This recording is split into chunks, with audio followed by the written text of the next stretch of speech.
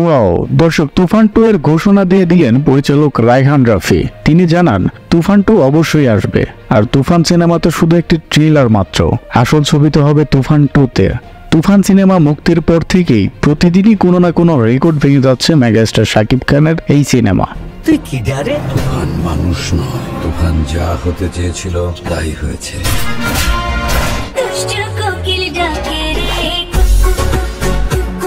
Movie থেকে যেটা ধারণা করা হচ্ছে, তুফানের শাকিব খানের ডন ক্যারেক্টারের নাম তুফান এবং আরেকটি ডাবল রোলের নাম হলো শান্ত। ছবিতে দেখা যায় শান্তকে মিমি আর নাবিলা লন্ডন পাঠিয়ে দেয় এবং এন্ডিং সিনে আমরা এও দেখতে পাই যে শাকিব খানকে গুলি করছে চঞ্চল চৌধুরী।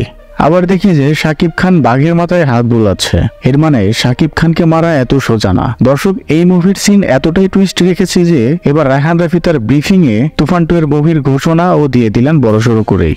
একের পর এক রেকর্ড ব্রেক করা এই মুভি নিয়ে আপনাদের মতামত কমেন্ট করে জানাবেন দর্শক। আজকের মতো এখানেই, আর চ্যানেলটি সাবস্ক্রাইব করে রাখতে ভুলবেন না।